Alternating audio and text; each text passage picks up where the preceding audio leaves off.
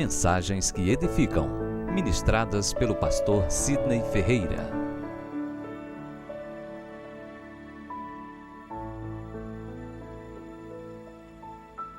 Querido, chegou o momento da gente meditar na palavra. E eu gostaria de convidar a igreja a abrir a Bíblia em Gênesis. Vamos para o início. Gênesis, o princípio de tudo. Nós vamos para Gênesis 22. Gênesis capítulo 22. Os irmãos encontraram? Conforme os irmãos bem sabem, nós estamos nesse propósito de meditarmos esses dias, de refletirmos sobre provisão. Na verdade, nós servimos a um Deus que é conhecido como Jeová Jireh. Jeová Jireh significa Deus da provisão, Senhor da providência. E nós temos inúmeros relatos bíblicos e extra-bíblicos das provisões divinas em nossas vidas. E eu creio que se fôssemos partilhar a palavra, franquear a palavra, todos teriam um testemunho para contar sobre alguma provisão que Deus realizou em sua vida. E agora eu te convido para irmos a Gênesis 22, versículo 8, onde está escrito o seguinte: Respondeu Abraão: Deus proverá para si, meu filho, o cordeiro para o holocausto.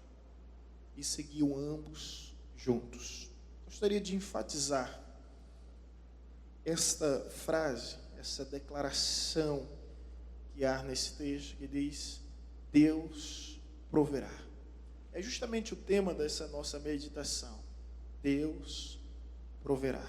Não importa quais sejam as circunstâncias que você esteja vivendo, por mais desfavoráveis que elas sejam, por mais que você esteja lidando, humanamente falando, com o improvável, naturalmente falando como o impossível, Deus proverá. Não sabemos qual o tipo de problema que você está vivenciando, mas saiba, Deus proverá. E se você tiver um tom profético, olhe para a pessoa que está ao seu lado e diga isso a ela: Deus proverá. Aleluia. Deus proverá, porque Ele é o Deus da providência. Amém, queridos? Amém? Quantos creem assim? Então assim será, e receba da parte de Deus essa verdade, essa declaração: Deus proverá. Aleluia. Assim foi feito na vida de Abraão, assim será feito em nossas vidas também. Deus proverá. Às vezes não sabemos o que fazer, não sabemos o que dizer, não sabemos nem como reagir diante de situações que nos paralisam, mas uma confiança e uma convicção podemos ter sempre e manter, independente das circunstâncias, das situações. Deus proverá. Abraão não sabia o que fazer. Abraão não tinha alternativas, mas ele tinha essa plena consciência que Deus proverá. E Deus proveu em sua vida e Deus vai prover também em nossas vidas. Para entendermos um pouco dessa história, certo comentarista disse o seguinte: que o maior sonho do homem Abrão era ser pai. Ao completar 99 anos, Deus o visita, muda o seu nome de Abrão para Abraão e disse a ele: anda na minha presença e ser tu uma bênção.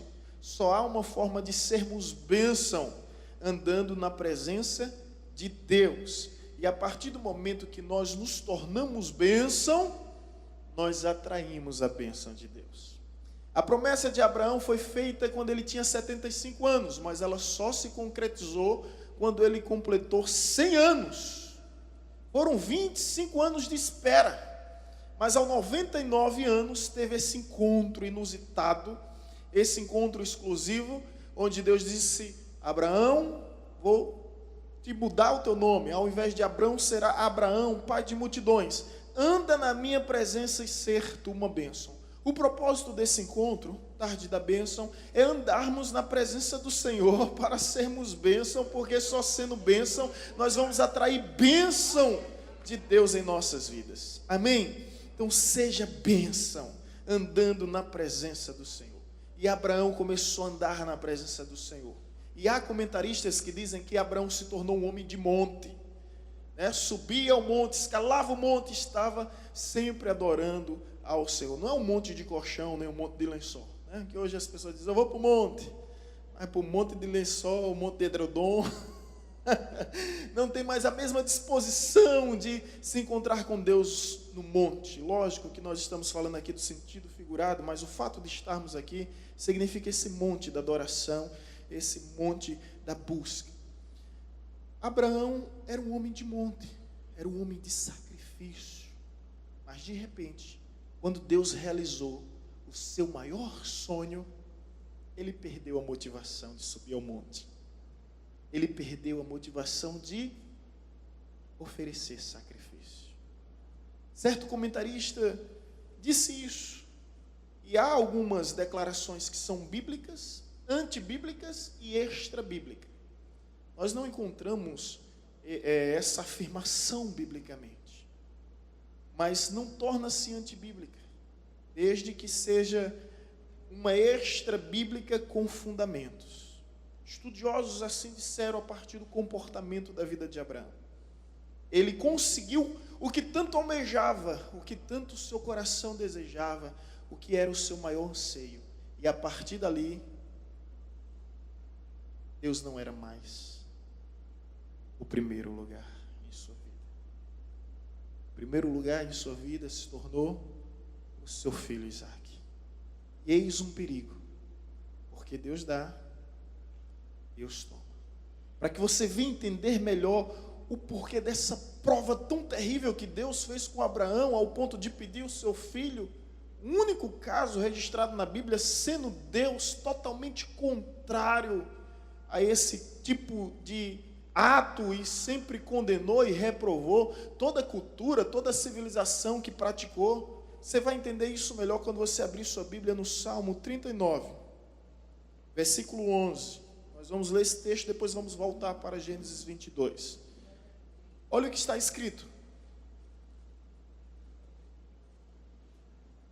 Amém? Salmo 39, versículo 11. E aqui Deus vai nos moldando, nos lapidando, e nos instruindo.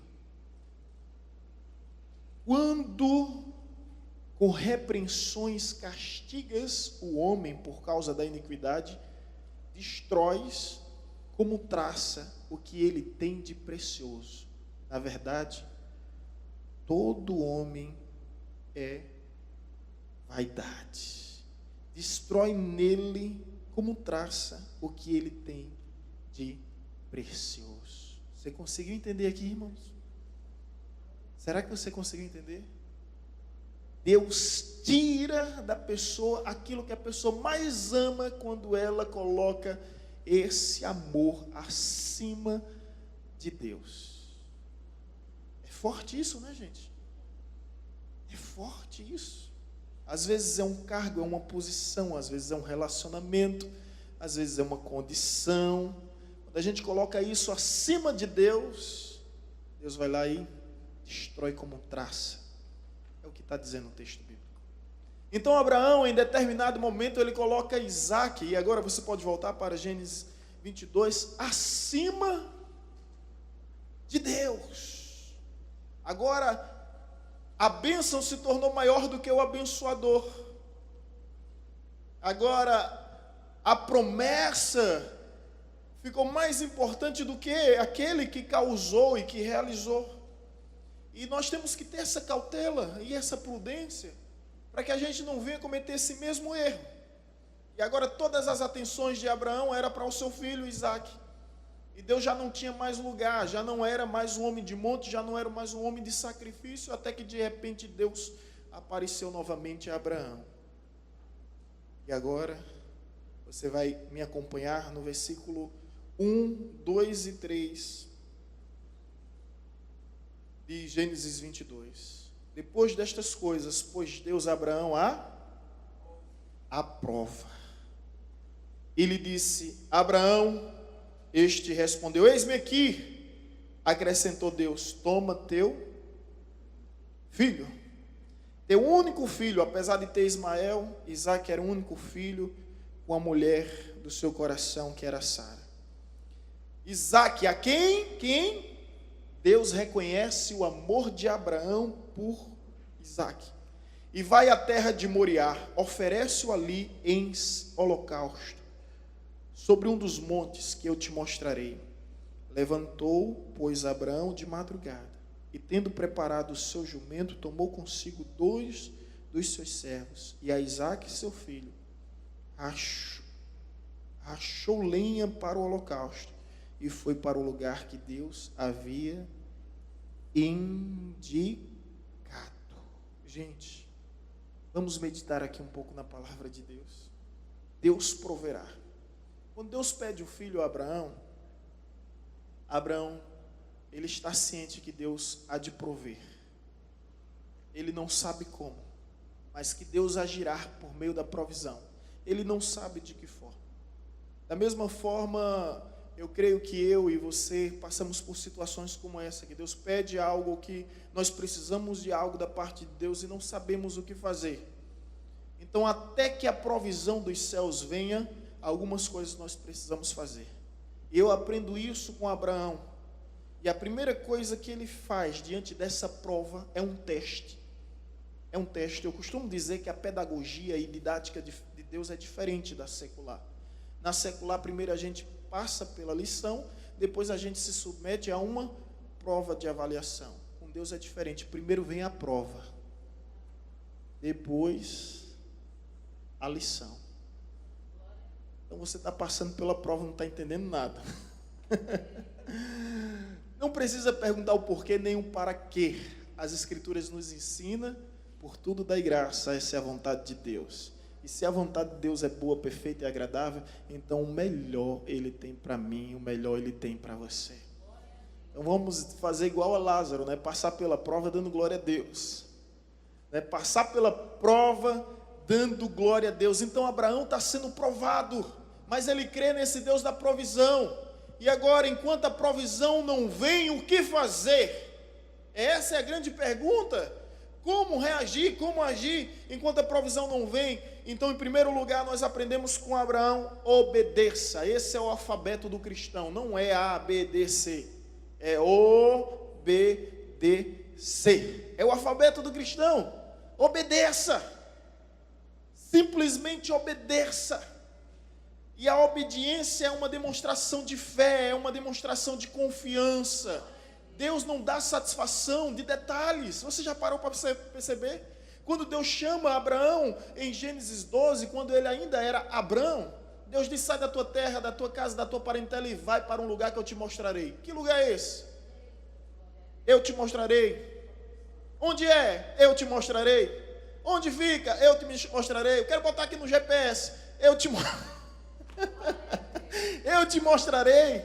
E Deus não dá satisfação de detalhes. Abraão se torna o pai da fé, não simplesmente por deixar Ur dos Caldeus uma cidade próspera, não simplesmente por deixar tudo para trás. Seus pais eram ricos e ele era herdeiro de uma fortuna. Não simplesmente pelo fato de ter deixado tudo para trás, mas seguir em frente sem saber para onde ia. Isso é que é fé, irmão. Isso é fé. Deus não está fazendo uma espécie de acordo. Um acordo é quando você deixa algo sobre algo. Não, eu vou deixar isso em troca disso. Deus, eu até deixo esse relacionamento se o Senhor me der um relacionamento melhor. Isso é barganha com Deus. Deus, eu até deixo esse emprego se o Senhor me der um emprego melhor. Você está vendo que o ambiente não tem lhe ajudado na sua caminhada cristã, ao contrário, tem lhe atrapalhado e você não tem conseguido frutificar. Então você está fazendo uma espécie de acordo com Deus. Quando Deus não quer, Deus não faz acordo. Deus não faz esse tipo de contrato. Então confiar não é concordar. Nesse aspecto. Consegue entender? Confiar é confiar. É como diz aquela canção que tem há dias, sabe, mexido muito ao meu coração: viver perigosamente. É viver com Deus. É viver perigosamente. Então confiar é acreditar, isso é fé, e está escrito em Hebreus 11:1, né, que a fé é o firme fundamento das coisas que não se vê e a certeza daquilo que se espera. Sem fé é impossível agradar a Deus. É necessário que aquele que se aproxime de Deus creia que Ele existe e se torna galardoador daqueles que o buscam, recompensador daqueles que o buscam. Existe uma recompensa dos céus para aquele que busca Deus nessa terra. Amém, irmãos?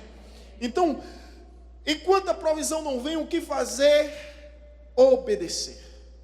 Deus disse a ele: eu quero o teu filho, o teu único filho. Ele não questiona, ele não reclama, ele não resmunga, ele não murmura. E outro detalhe, não sei se você prestou atenção, ele não procura confirmação. Deus falou, está falado.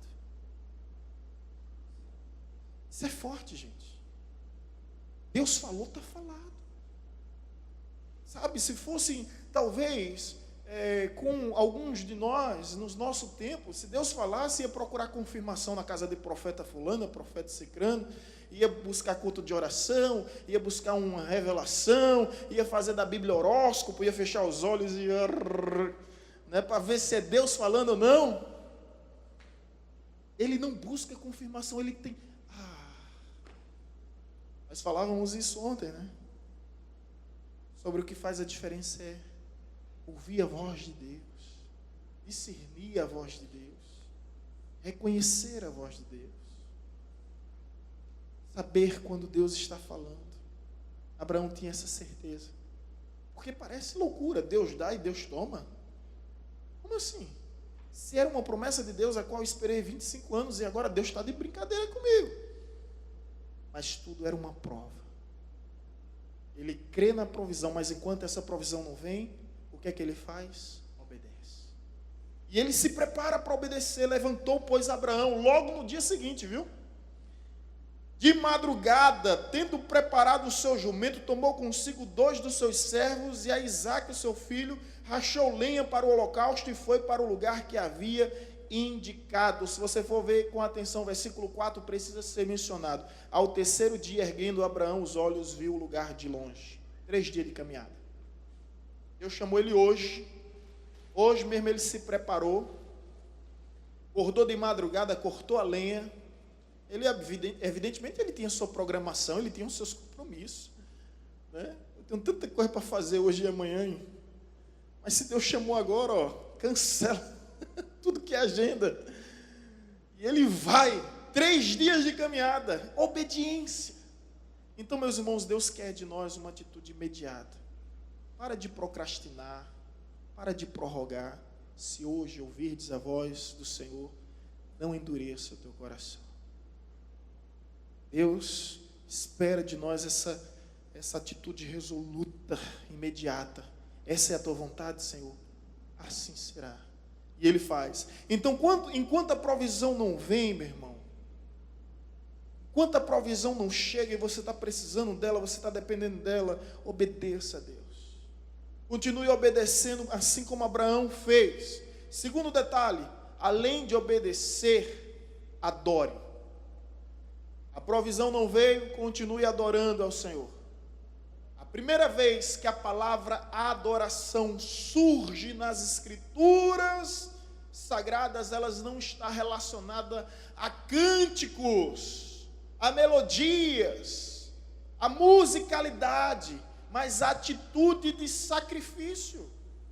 Primeira vez que a palavra adoração surge é aqui no versículo 5. Versículos 5 e 6, olha o que diz. Então disse aos seus servos: esperai aqui com o jumento, eu e o rapaz iremos até lá, e havendo adorado, voltaremos juntos de vós. Tomou Abraão a lenha do holocausto e colocou sobre Isaque, seu filho. Ele, porém, levava as mãos com o cutelo, e assim caminhavam ambos juntos. É forte demais, gente. Enquanto a provisão não vem, continue adorando. Adorar não é cantar. Adorar não é tocar. Adorar vai muito além disso. Adorar é rendição. É se render. Foi o que Abraão fez. Adoração é sacrifício, é entrega, é renúncia. É renúncia. Então, a primeira vez que a palavra adoração surge nas Escrituras Sagradas é nesse texto e nesse contexto. Fiquem aqui. Agora, que incrível, né? Havendo adorado, olha como ele conjuga o verbo. No plural. Fiquem aqui. Nós vamos subir, nós vamos descer. Nós iremos, nós voltaremos. Como assim? É adoração, meu irmão. É adoração. Olha o que o autor de Hebreus, lá em Hebreus 11, vai falar sobre essa atitude de Abraão. Essa atitude louca, né? De Abraão, a loucura da fé que nos move. Hebreus capítulo 11. E vai recebendo da parte de Deus, viu, irmão? Em nome de Jesus. Hebreus 11, versículo 17, 18 e 19.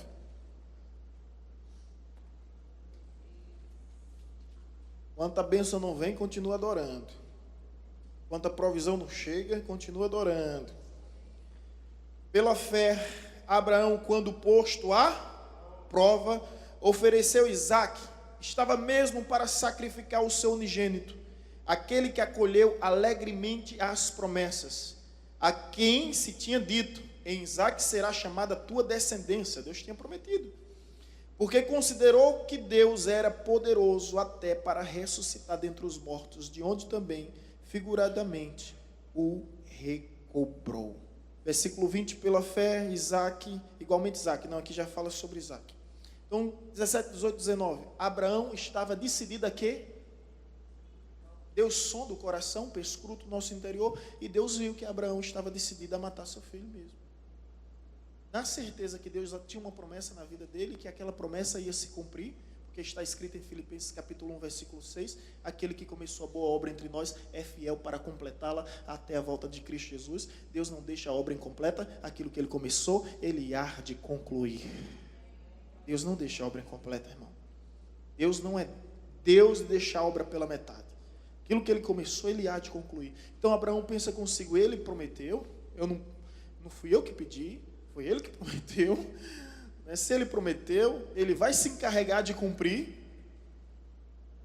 E se ele está me pedindo, eu vou obedecer, e vou obedecer adorando. Agora, isso aqui chama muito minha atenção. Permita-me abrir aspas, pelos seguintes motivos. 3 personagens na Bíblia que eu admiro. Vou citar o nome deles: Noé, Abraão e Maria. Por quê o Senhor admira eles? Porque Noé acreditou que Deus ia mandar chuva, que ia inundar toda a terra em uma época que não chovia. Consegue entender?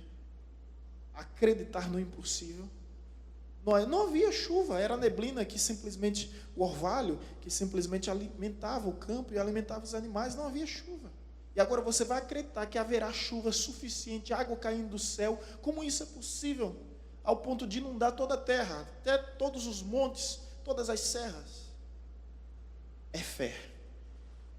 Pessoas que viveram além do seu tempo e que não tiveram exemplos passados para acreditar. Segundo Abraão, qual é o caso de ressurreição antes de Abraão? Não existe. Antes desse relato de Isaque, não há.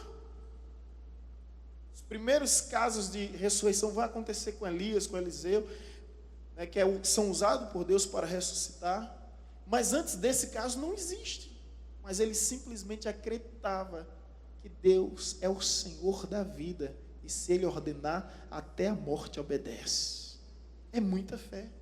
E o outro caso é o caso de Maria, é que também uma mulher extraordinária, porque acreditou que sua barriga ia crescer, que o seu ventre ia gerar um filho sem ter relação com nenhum homem. E é um milagre único, exclusivo, inusitado. É o caso de Maria. Fecho aspas, para falar 3 pessoas que não têm exemplos anteriores para acreditar que isso é provável, que isso é possível, mas simplesmente decidir acreditar na palavra de Deus. Voltando para Gênesis 22, Abraão diz: olha, nós iremos, nós voltaremos. Deus prometeu, Deus cumprirá. E ele acreditava, eu vou obedecer. Se o menino morrer, Deus de alguma forma vai fazer com que ele venha reviver. Isso que é fé. Então, a provisão ainda não veio em sua vida, continue obedecendo. A provisão ainda não veio na sua vida, continue adorando. Continue adorando. Você lembra de Paulo e Silas? Adoraram na dor. Você lembra de Daniel? Adoraram na dor. Você lembra de Sadraque, Mesaque e Abidnego? Adoraram na dor. Você lembra de Jó? Rasga suas vestes na dor. Ele adora diante da má notícia, onde seus 10 filhos tinham morrido, onde todos os seus bens tinham sido perdidos e tragados. Ou você só quer adorar a Deus quando tudo vai bem? Quando está diante das boas notícias, isso não é adoração. Isso é celebração, isso é júbilo. Adoração é isso, é entrega, é renúncia, é sacrifício.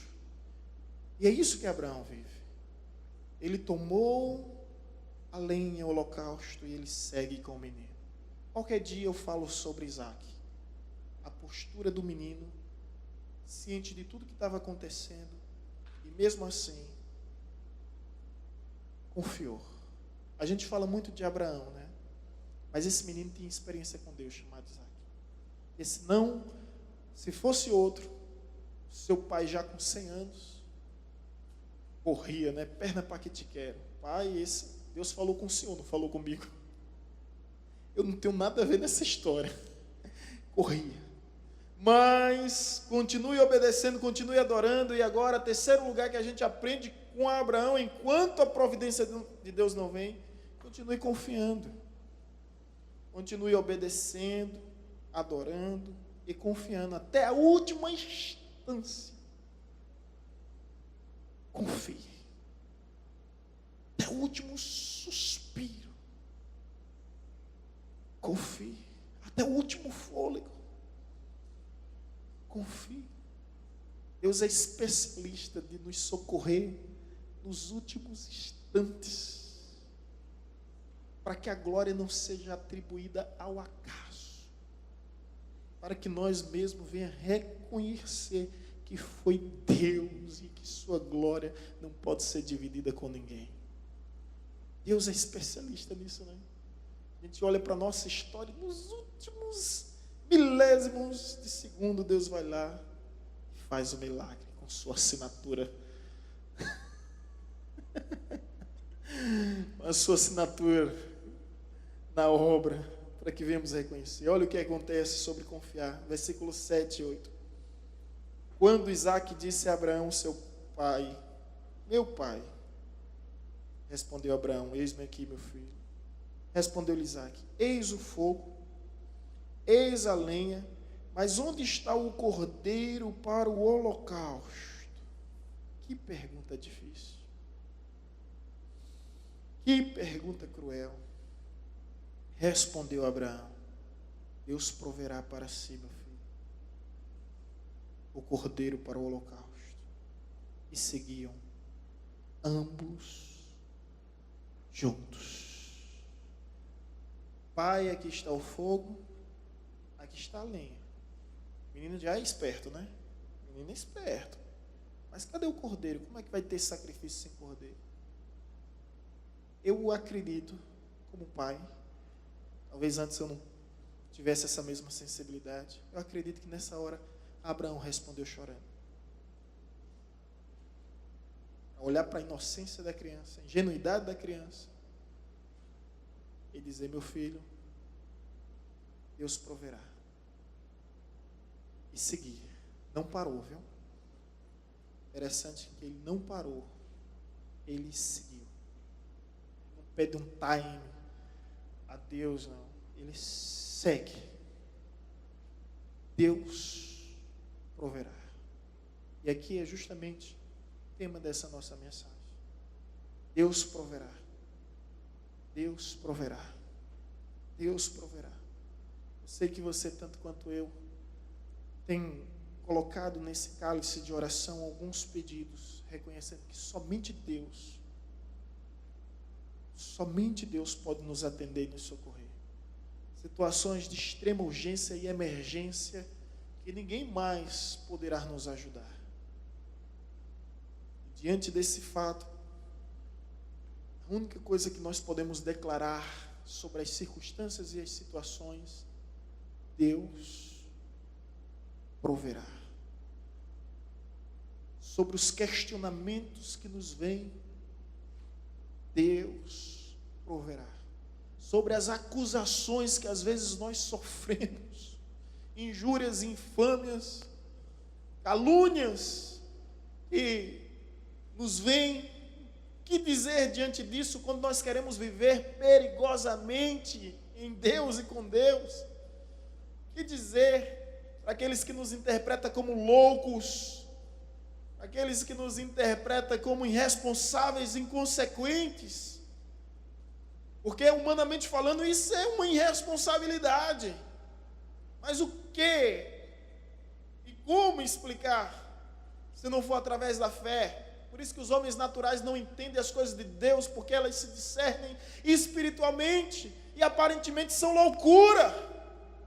Por isso que o apóstolo Paulo ele diz: olha, se eu mantenho um juízo, é para os homens que eu mantenho um juízo, mas como eu não devo satisfação aos homens, quando eu enlouqueço para Deus. É isso que ele diz: podem me chamar de louco, mas essa loucura santa eu vou viver. Eu vou viver. Então, enquanto a provisão não veio na sua casa, na sua família, nas suas finanças, no seu ministério, no seu casamento, continue obedecendo, continue adorando e continue confiando, assim como fez Abraão. E o desfecho dessa história, permita-me ler, porque é linda demais. Tem até aquela canção que fala entre a fé e a razão. Você já parou para perceber que nós somos desafiados o tempo todo e todo tempo, o dia todo e todo dia, a escolher entre a fé e a razão? Deixa eu citar algo aqui.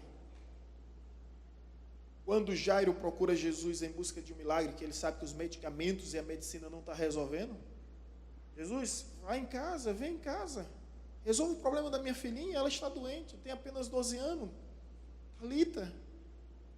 Por favor, Jesus. Jesus decide atender aquele homem que está no alto expoente da sociedade, um homem influente, um homem rico, um homem próspero, mas que percebe que seus status, que o seu glamour, que sua remuneração elevada não resolve seus problemas. Ele vai até Jesus. Jesus decide ir até ele. E em dado momento, em frente à sua casa, as pessoas, os médicos, vem a Jairo e diz: não incomode mais o mestre, Jesus, porque sua filha morreu. Ele baixa a cabeça. Jesus disse: não temas, creia somente. Ele agora tem que fazer uma escolha entre a fé e a razão. A razão diz que a criança morreu. A razão diz que não há mais esperança. A razão diz que não há mais solução. Mas agora vem a fé. Não temas. Creia somente. A criança estava morta e Jesus não ignora a realidade quando diz ela apenas dorme. Jesus apenas nos convida para vivermos uma outra dimensão, que é a dimensão do sobrenatural. Amém, irmão? Não é vivermos simplesmente do natural, mas irmos além do sobrenatural. Agora eu acho isso incrível. Eu já citei umas vezes aqui, quando Jesus olha para a multidão e diz: vem cá Pedro, vem cá João e vem cá Tiago. Vamos entrar. Fecha a porta e o resto fica do lado de fora. Jesus discerniu que nem todos tinham fé suficiente para crer. Deixou do lado de fora quem não podia ajudar. Se não pode ajudar, não atrapalhe. Às vezes, para que o milagre aconteça, é necessário um ambiente de fé. E há pessoas que lhe amam e que você a ama, mas não sabem lhe ajudar. Tem que ficar do lado de fora. Você não vai ser mal educado, não. Há pessoas que não entendem as coisas e precisam ficar do lado de fora. Vocês estão entendendo isso aqui? Então, cuidado. Cuidado com quem você bota dentro da casa, porque às vezes não está acontecendo. Estava expulsando demônio aqui uma época dessa, ano passado. Graça se lembra disso, a diaconisa estava me ajudando. E quando a gente estava expulsando, tem uma pessoa gritando lá no canto: sai dele, em nome de Jesus, sai dela, em nome de Jesus, sai dela. O demônio simplesmente, com aquela voz que eu não vou imitar, horrível, né?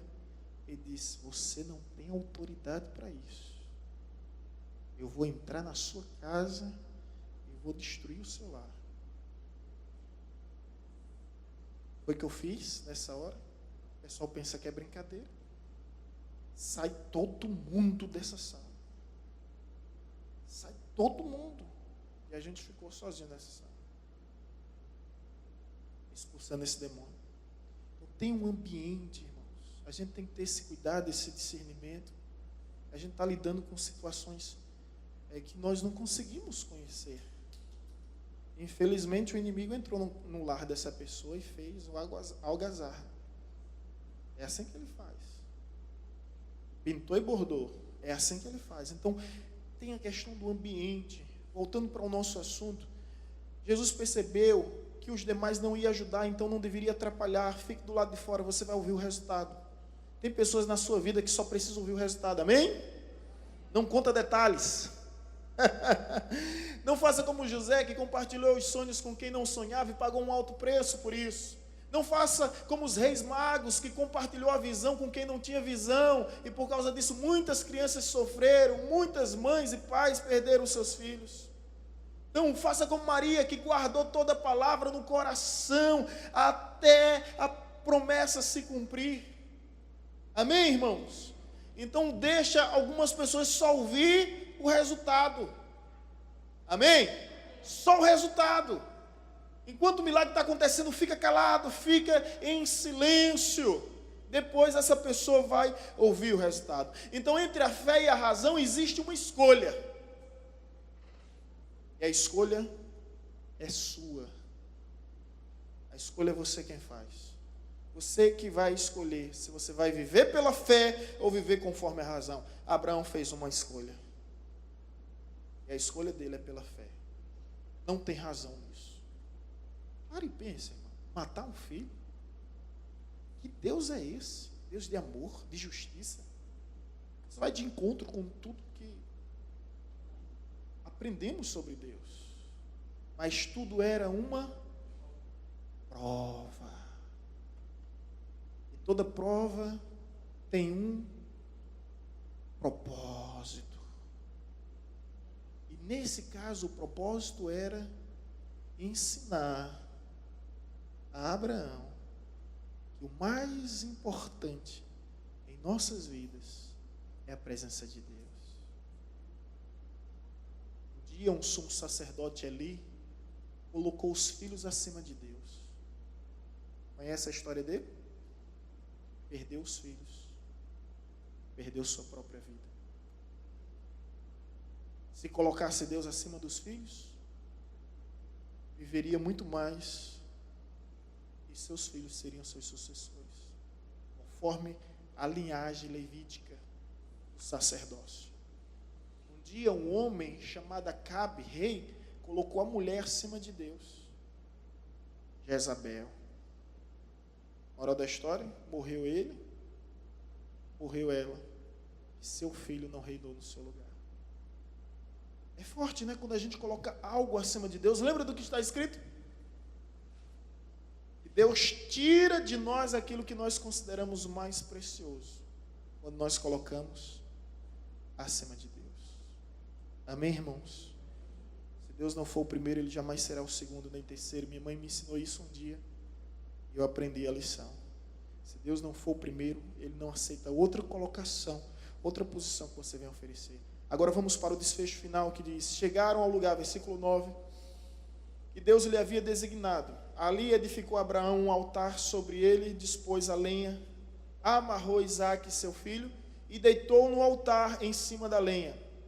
E, estendendo a mão, tomou o cutelo para imolar o filho. Mas do céu lhe bradou o anjo do Senhor. No último instante, né, ele já está com um punhal na mão para descer sobre a garganta do menino. Era assim que matava o cordeiro. Estendendo a mão, tomou o cutelo para imolar o filho, mas do céu lhe bradou o anjo do Senhor, dizendo: Abraão, Abraão. Ele respondeu: eis-me aqui. Então lhe disse: não estendas as mãos sobre o rapaz e nada lhe faça, pois agora sei que temes a Deus. O propósito de tudo era isso: temer a Deus, porquanto não me negaste o filho, o teu único filho. Irmãos, aqui uma pausinha. Será que Deus não sabe quem somos? Lógico que Deus sabe.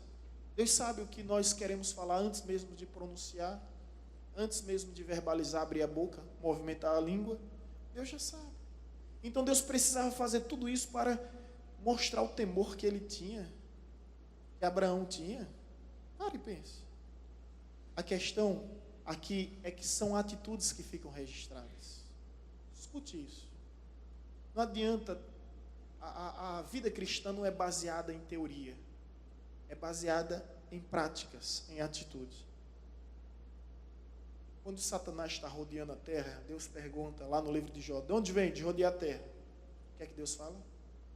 Viste o meu servo Jó?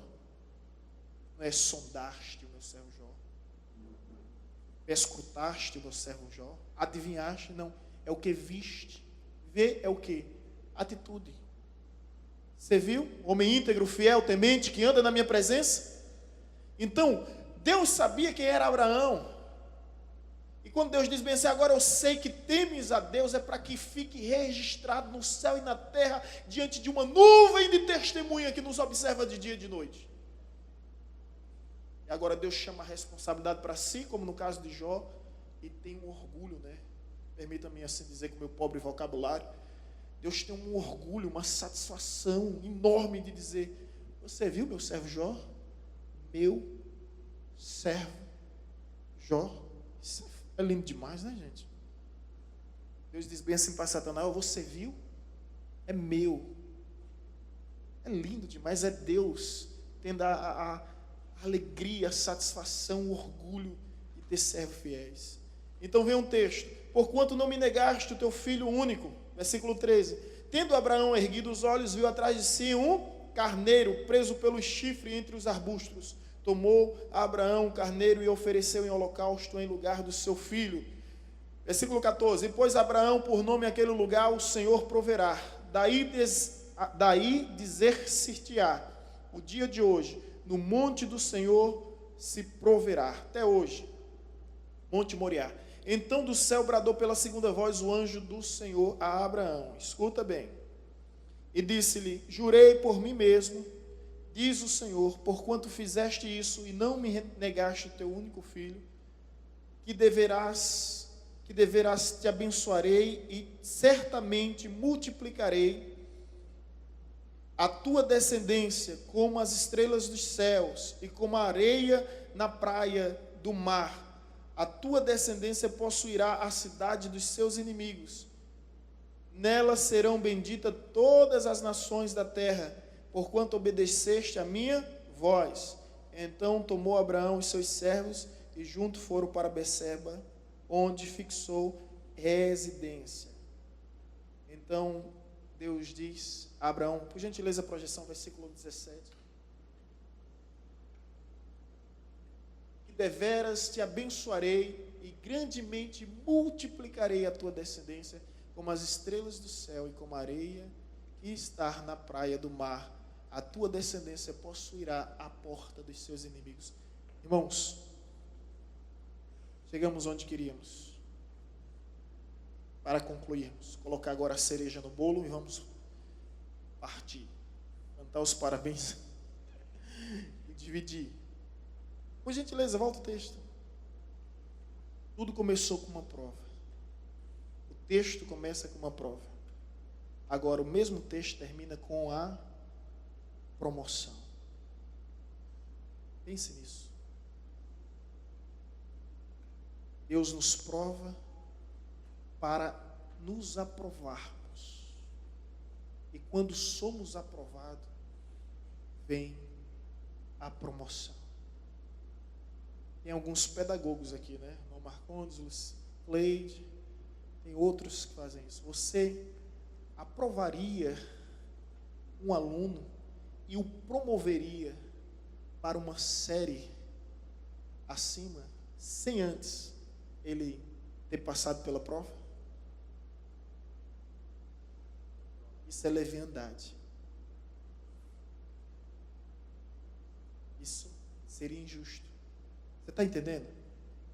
Isso seria desleal. Você não dá a prova ao aluno, você simplesmente aprová-lo sem o submetê-lo a uma prova e ainda promovê-lo para uma série superior. Amanhã esse menino vem a ser médico, vai matar muitas pessoas e a culpa vai ser sua. Se for engenheiro, vai demolir muitas obras e a culpa vai ser sua. Está entendendo? A responsabilidade de Deus. Então Deus jamais vai promover alguém sem aprová-lo. E jamais vai aprovar alguém sem prová-lo. Então está passando pela prova? Dá glória a Deus. Dá glória a Deus. Porque Deus só prova quem ama. E se Deus está te provando, Ele prova nos limites que Ele reconhece que nós podemos suportar, porque não veio sobre nós nenhuma prova que não fosse humana. Mas fiel é Deus para que cada prova, cada tentação, Ele nos envie o escape. Assim como houve o escape que foi um carneiro, cujos chifres estavam presos no arbusto, e ali foi a providência de Deus para que o sacrifício se concretizasse, e que seu nome viesse a ser glorificado.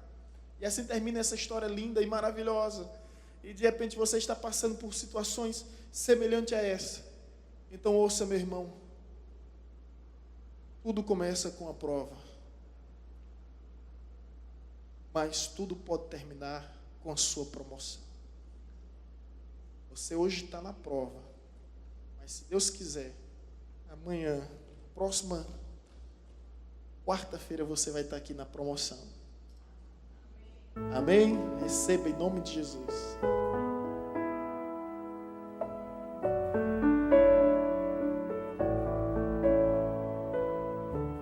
Você acabou de ouvir uma mensagem ministrada pelo pastor Sidney Ferreira, da Igreja Batista Evangelizadora.